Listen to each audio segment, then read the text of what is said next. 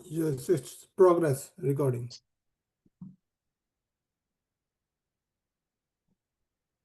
Hello, good morning, everyone. Thank you very much for making your Sunday for this very important update.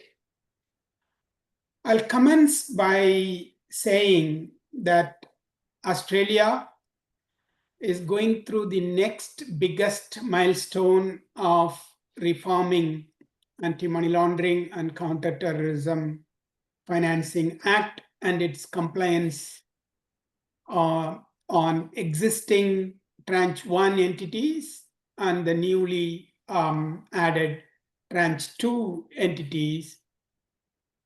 So the new Amendment Act, AML CTF Act Amendment 2024, passed by both the houses of Australian Parliament in November 2024. With that as a basis, ASTRAC has published their first rule, and then there was a public consultation, which is a routine process of asking how the reporting entities feel about the rule. And then they published the second rule last month and asked everyone to submit their opinion response to the second draft. The final draft of the rule will be published in August, which means that we have about 7 months to comply and prepare ourselves for the implementation date, which is 1st April 2026.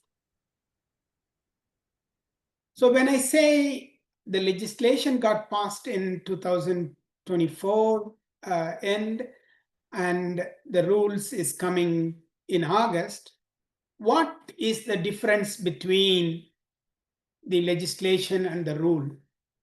The legislation basically gives a broader outline of the enforcement and the regulatory framework. It also sets the expectation or the intent from the legislation or the change in the legislation. So the intent is what the Parliament is expecting the reporting entities and the regulator and the FIU to bring out after the rollout date. But the rule is the major component of the implementation and regulation, because they bring out the thresholds, the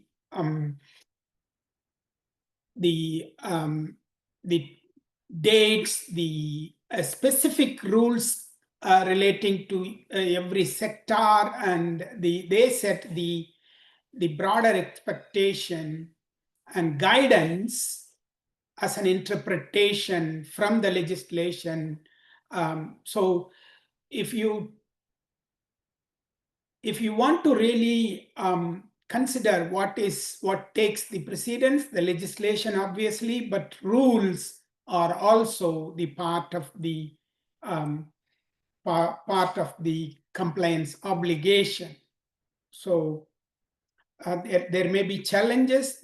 People can get confused then when there are newer circumstances arise,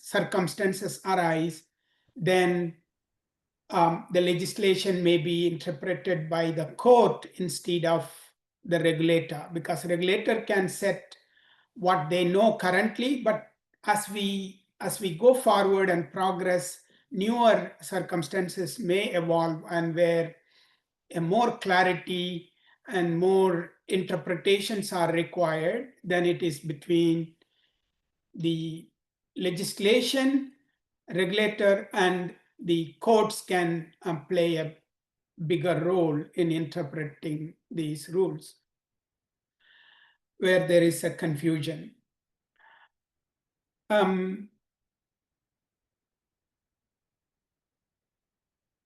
In summary, this new change is basically bringing a huge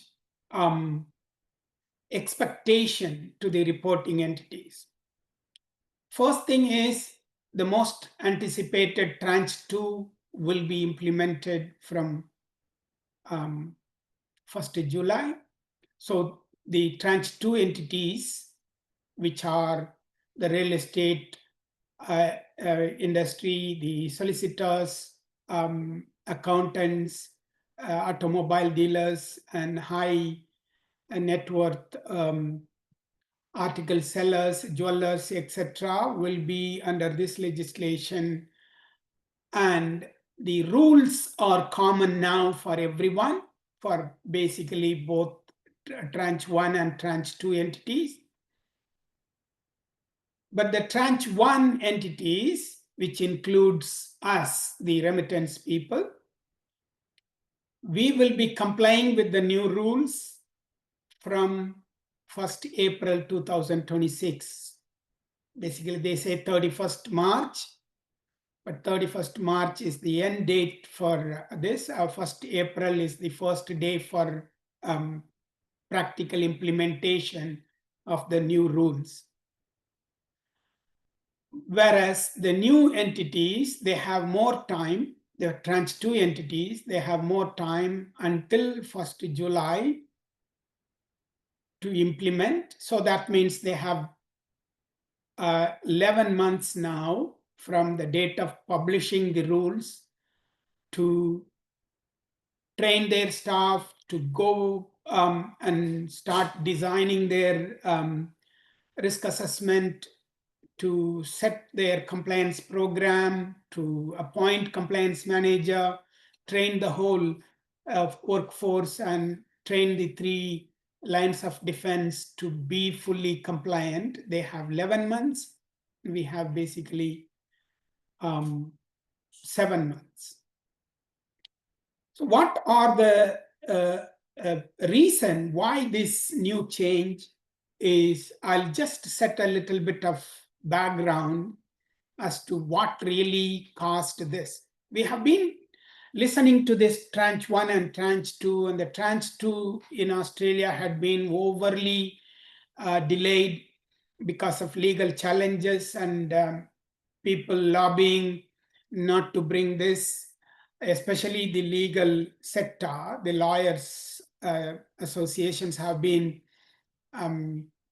thinking that the client principal privilege will be breached if the tranche 2 is enforced. But internationally, there is a huge change, shift, and the international community, except a few developed nations, handful, like 5 of them, and Australia is one among them, who had overly delayed this tranche 2 in order to close the loopholes. Because obviously, when you put a lot of burden on the financial industry and ask them to comply and penalize them, the regulatory framework failed so far to understand the leakages available in other industries where people were not asked many questions and it was easy for people to do the wrong thing. In other industry, as remittance people, we have been affected with the bank account and the debanking. We can be the real witnesses of how hard it had been on the tranche 2 entities having the high risk classification. But there are industries who could launder and do the wrong things so far without much obligations. So the legal industry and the accounting bodies, they had these ethical standards, and those are more regulated by the industry bodies rather than a legislation. So this is the first time we are going to feel that the whole ecosystem is going to be somehow leak proofed. So if it is a legislation and these global efforts to combat money laundering will be up to, in my opinion, I can put that number 75 to 80% leak proofed. So that is an international obligation. Australia is going through a mutual evaluation, mutual audit, basically, you can say. The other country members, experts will come into Australia. They will look into the 40 plus recommendations issued by ASTRAC. And in those recommendations, the member country which is going under audit will be assessed for whether the legislation is fully laid, which now we will be ticking one box, whether each component, 40 components there, all those components are either kick-started, partially compliant, or fully compliant, or non-compliant. Based on those assessments, Australia will be ranked in the international community that Australia ranks at this number. So we are not very compliant country already, but this 2026 mutual evaluation is expected to bring a lot of bad news.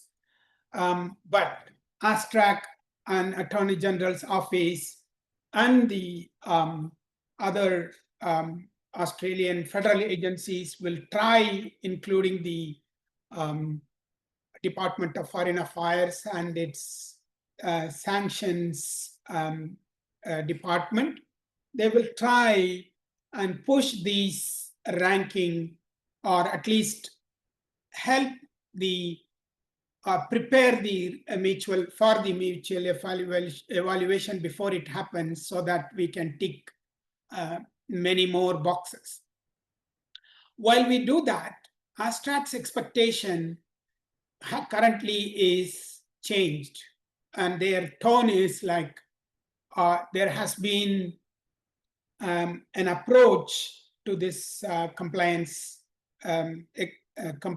regime that we will be ticking all the boxes. The reporting entities in Australia will be complying with the following.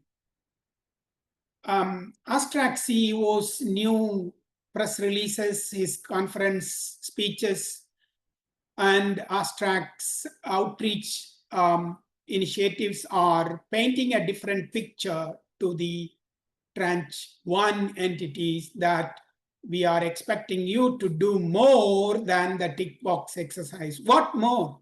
What more are you expected to do? They say, we want you to take care of this wholesome AML CTF obligation in a way that you are focusing on the outcome, that how much efforts you spend so that no risk happens within your entity's ecosystem. So they don't just expect you to do, okay, you need to have a compliance officer, you need to have a compliance program, you need to have a risk assessment, you need to do the reporting. Now you need to have training. These are all the core columns of core pillars of your compliance. But what more? The understanding, the expectation is built around, I want to do more to stop crime against children. I want to do more for people not to cheat the social security system. I want to do more so no one is sending money for people smuggling. I want to do more. So if you know something, and if there is something emerging within your environment, the expectation in a broader sense is now they are actually driving us to a level that you fail to report something suspicious. So they are driving this. When do I submit an SMR? Whether it's mandatory for me or just can I willfully close my eyes and move away from that risk? If it was proved there are some cases internationally where the compliance manager is personally punished. I just saw that in Singapore's case day before yesterday, that the compliance managers have been personally reprimanded for not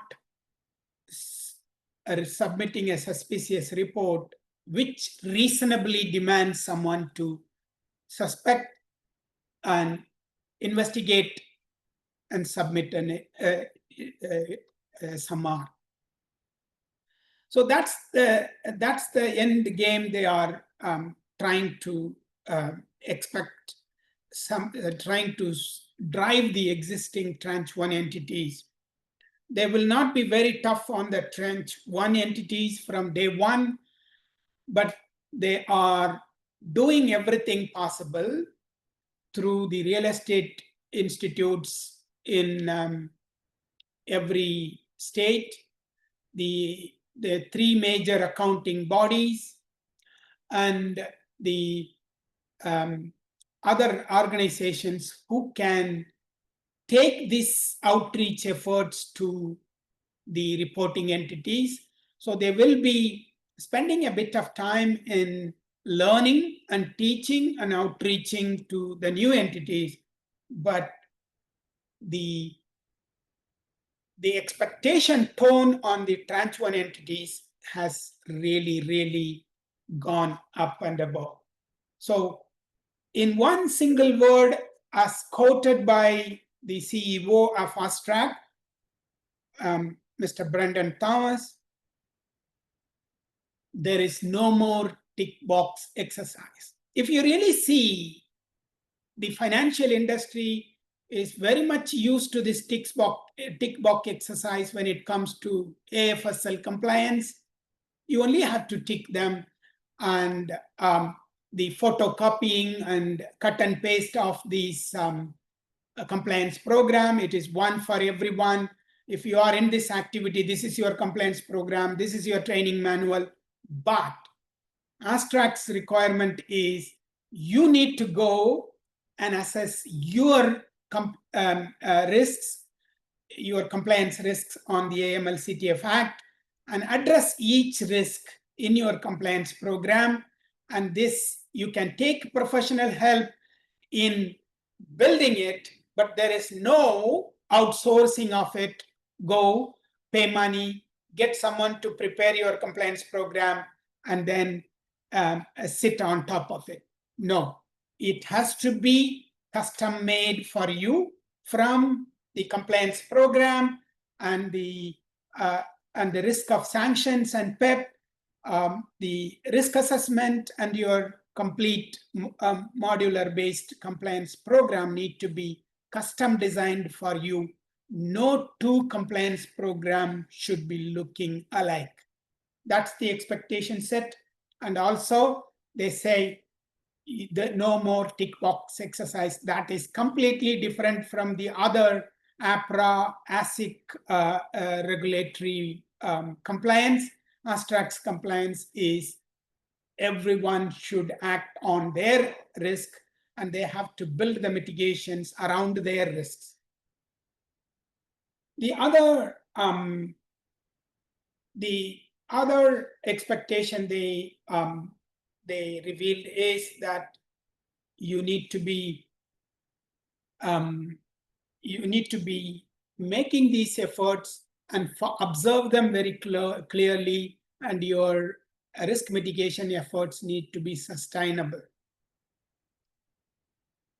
They want to see your efforts are visible, your policies and procedures are speaking the daily language, daily they are attended by or they are referred by your compliance people on a daily basis. I'm coming to the most important expectation, which is going to affect all of us, except a few one-man companies. There is a new requirement for AML CTF compliance officer. What are they? The compliance manager or the compliance officer, in short, it is called AML Co. The AML compliance officer must be of management level. You know, if you are the only director, you are the only person doing the transaction, you are the only person who is compliance manager, you are the only director, then you have a slight exemption from the whole requirement of having to have the compliance manager as a separate person. So the compliance manager has to be an independent person. He should be of a senior management level. The senior management level will be basically defined in the new rule. So whereas you cannot just call someone, he is my manager. So that person needs to be qualified. He needs to have complete independence, and he needs to have resources. You cannot say, I'm so small, so I don't have to have sanction screening program. For example, that person needs to be fit and proper. But they haven't defined the fit and proper so far. But in other environments, so you must not be a bankrupt person, previously undischarged bankruptcy. So you should not be a disqualified professional from any professional organization, including disqualified to be a director. You should not have any criminal background. And the only thing they haven't asked for is your bad credit. So what it means, if you are a bankrupt person, what will happen is that undischarged, basically, you will be interested in money. You will be under duress to have money. So that will drive you to do the wrong things. That's the expectation, that the new AML CTF officer should be of management level. So don't be worried that you don't need to change this today, but you have to be prepared. And this person needs to be an individual. A company cannot be a AML Co. And the person needs to be living in Australia, Australian resident. So his skills and experience need to comply with the requirement. So a person who cannot read English, cannot understand the legislation, cannot be a compliance officer. So that is basically bringing more expectation on the fit and proper. The fit and proper is clearly not explained yet, but the previously set examples say that they should not be a bankrupt person. He needs to be a senior person. He needs to have quality, honesty, integrity, and good character. They may ask for peer references, like someone needs to certify that I know this person for more than this many years, and I have known him for his honesty and integrity. That may be a requirement. And obviously, as we used to have, the police clearance and the criminal history needs to be in. So also the independence in this situation, yes, if the compliance manager is there for namesake and he's not, there is one more thing they have said is that he will be reporting to the board. He will be reporting to the board and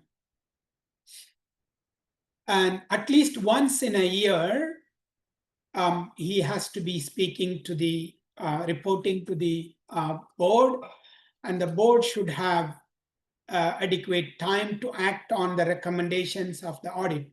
So when the annual or biannual, sorry, the every alternative year, if you do a review, that review report needs to be taken to the board by the AML co.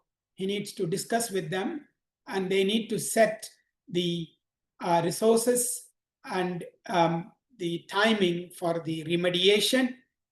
And at least for that, the AML co has to meet the board, and there need to be a resolution passed that this meeting happened, and the minutes of the meeting becomes a document for the reviewer to review that there actually was a meeting.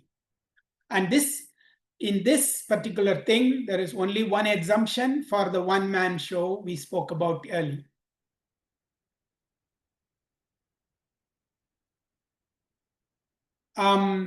So the designated compliance officer we have spoken about. The risk assessment is now taking a lot of prima facie focus. So the risk assessment includes what services we are affording, what kind of risk can happen from the time of onboarding, then how do we reduce our residual risk. The residual risk is basically reduced at the time of transaction monitoring and enhanced due diligences and the SMR reporting and other reportings.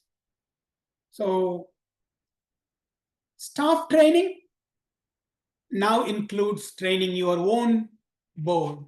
The board is not expected to bring a lot of AML CTF expertise. Being an expert, that the expectation is that AML co is going to be an expert. He knows, he's bringing that external knowledge from outside to the organization. So it is his responsibility to train and set the expectations at the board level. Then the middle management. So in AML CTF compliance, we call it as 3 lines of defense. The first line of defense is the compliance onboarding team and the business development team, which is the bridge between your customers and the organization, the first line of defense, and then goes to the middle and AML CTF frameworks, middle level management, and the last is the board and the reviewers. So all the 3 lines of defense need to be trained with different levels of material, which is adequately suitable for all the 3 lines. And these documents need to be maintained as part of your compliance program. And the schedule of the training and the minutes of the training needs to be maintained as record keeping obligations time. So they time and time on, they keep saying, don't get preyed by the off-shelf compliance programs. Don't buy photocopied, cut and paste, just renamed compliance programs just suitable for others. If you are working on high-risk jurisdictions like Syria, Afghanistan, Iran, etc., you need to also comply with the national and individual sanction screening programs. Some countries have thresholds of humanitarian receipts.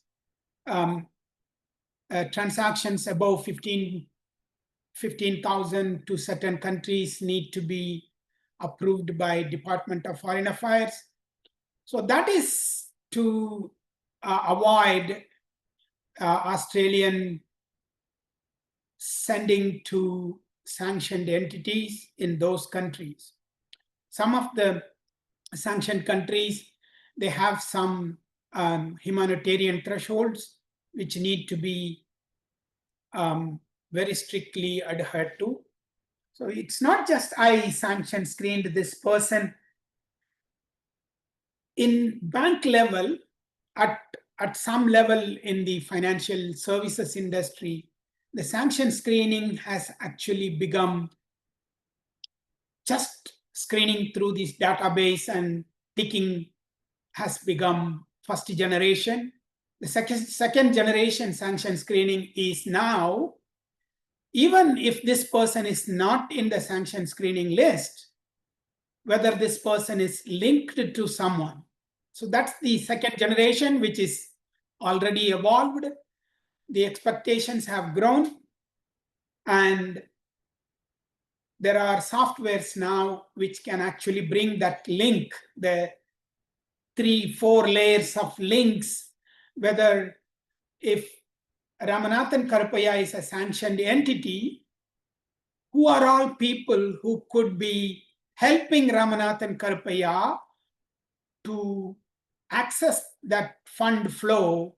So it becomes an AI-based approach to go and look into my social connections and bring those names who can be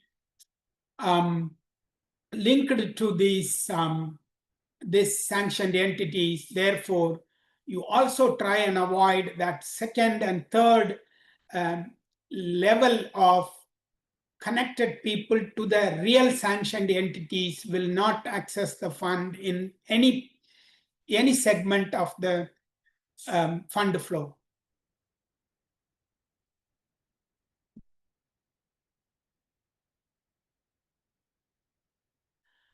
The risk assessment as a result also is getting to next level. It's not just arbitrary, so on. So I have seen some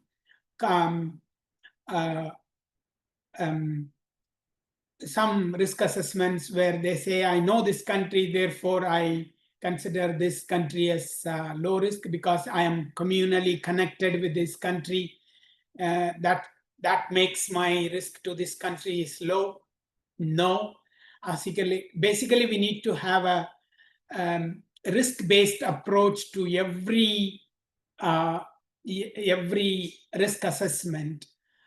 How you need to also have the reasoning as to why it makes you think that this particular jurisdiction is low risk for you.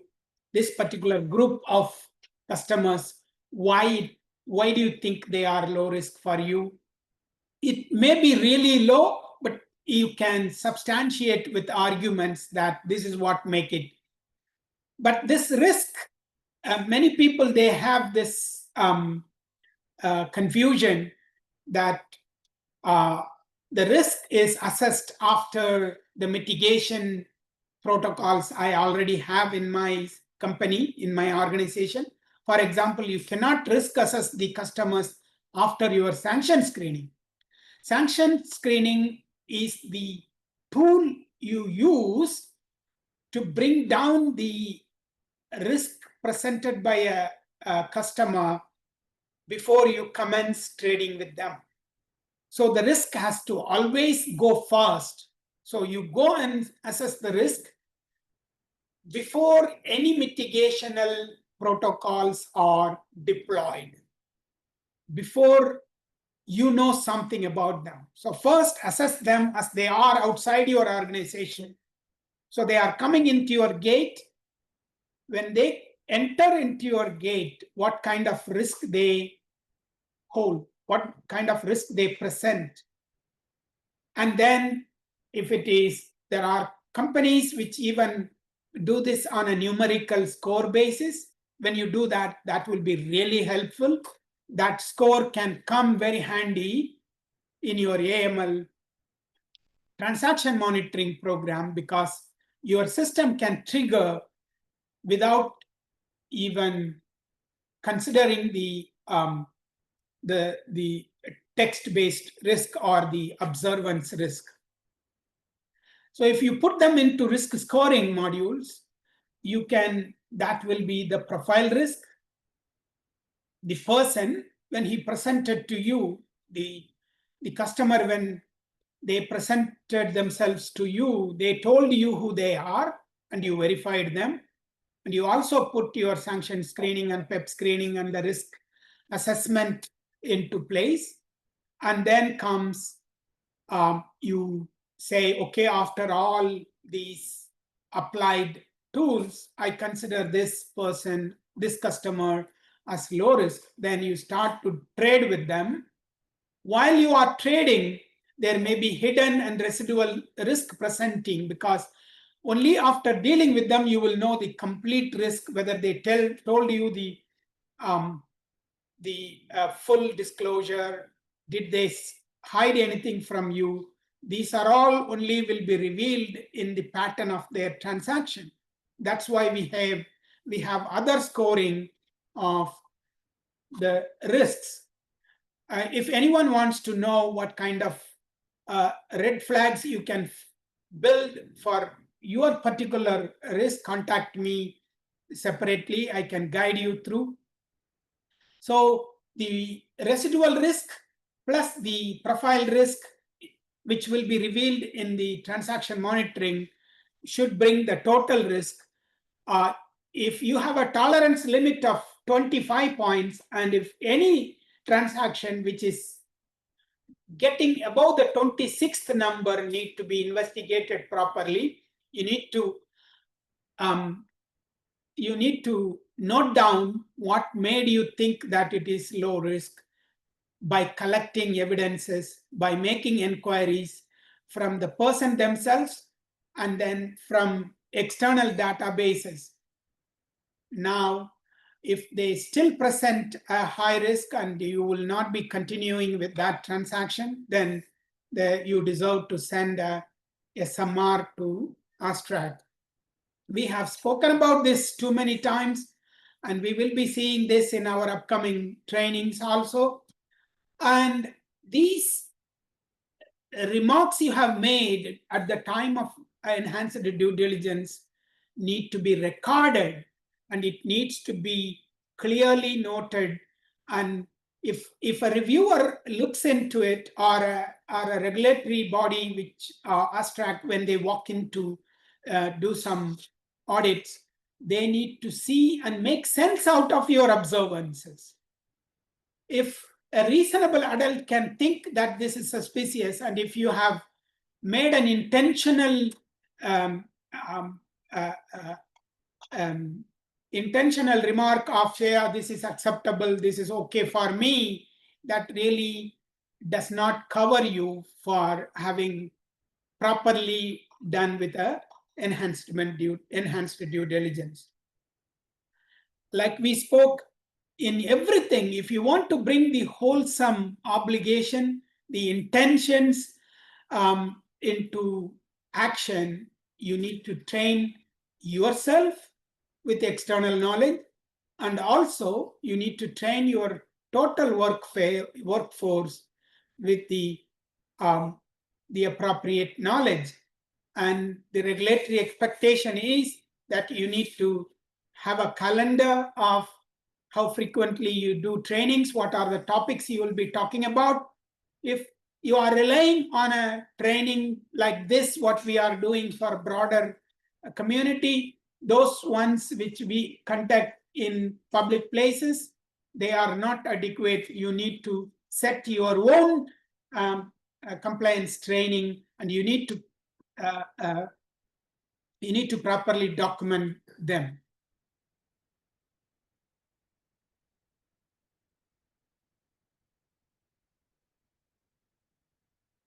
And the reporting obligations, like we already know, the SMR is one big obligation. For remitters, the TTR is still the cash-based threshold has not changed, but the threshold transaction reports definitions are still staying. The international fund transfer instructions, IFTs, IFT will change to some extent. The reporting format will include the travel rule. I will explain in a minute what travel rule means for those who don't know yet.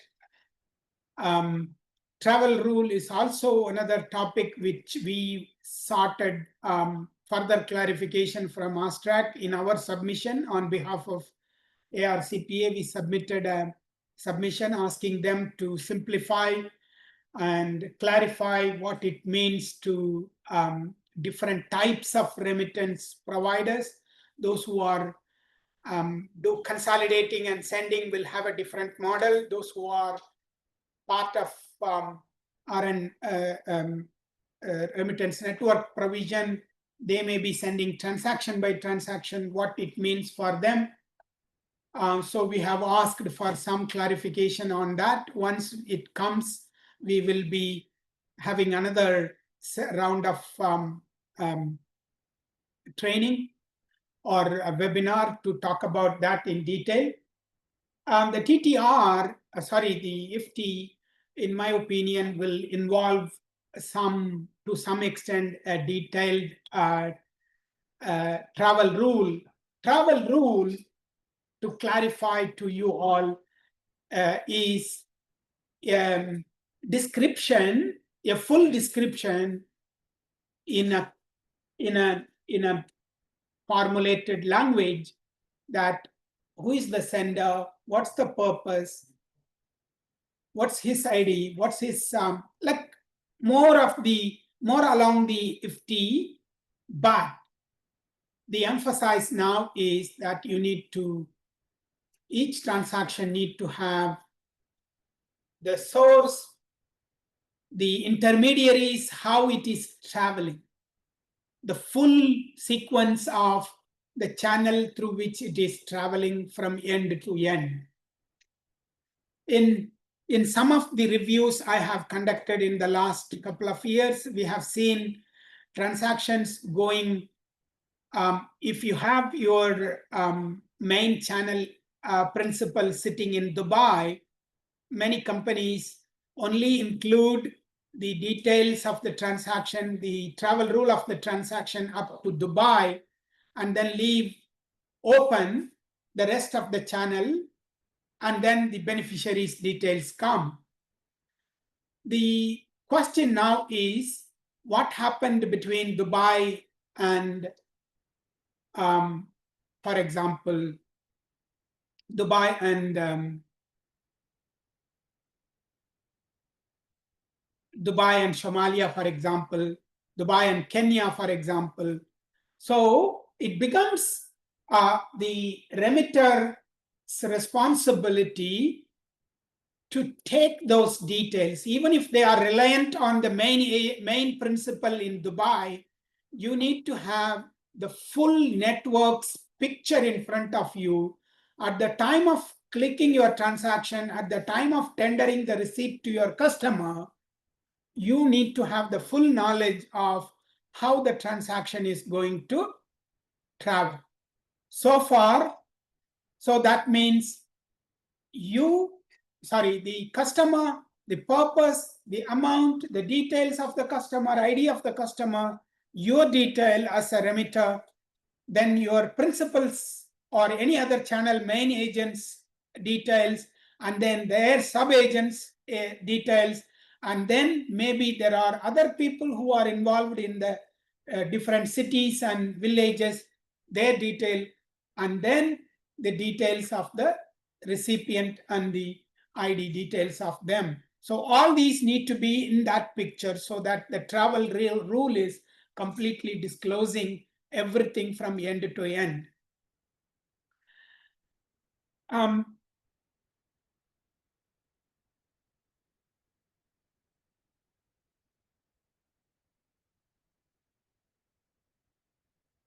There is also so far there is also clarity now in the IFT reporting. There are times where the transaction was not collected, people have moved out of there, or there is a cancelled transaction after the IFT is submitted. Now you can withdraw that. Previously, there was no way you can be cancelling or revoking that particular record of the transaction. Now, after this, in the new reporting system, they will be making space to revoke a report after its submission, or even amend details of the data submitted after the submission. And then there is something new. You will be listening to this very often, is keep open notices. These notices will be coming from ASTRAC to keep, not to close the accounts. If there is a suspicious transaction report submitted, SMR is submitted on someone, previously you had the discretion to close the account or keep the account open. Now you may close it if you haven't received a keep open notice from enforcement agencies, including ASTRAC. ATO may tell you this, let this account go. We want to see the pattern more closely. So please keep this account open and don't let the account holder know that we are observing, but let the transactions go as usual until this date. So if you received that notification from ASTRAC or any other enforcement agency, you need to keep the account open. You cannot close that account. But in other cases, if you have not received a keep open notice, you may close that account after. It's up to you to close the account after submitting an SMR. But previously that class, now if they want this account to be open, they will issue a notice. I thought of basically touching the previously spoken about tipping option, but I will have to stop it now because we only have 10 minutes for informal questions and answers. And I'll be, in the interest of not disclosing personal information and showing faces and names and speaking about a particular entity's data, will be stopping the recording. Kasif, can you please stop recording? We will let the mute all function disable, so anyone can raise their hands to ask any questions on what we spoke. Actually, the first question is from Harald, and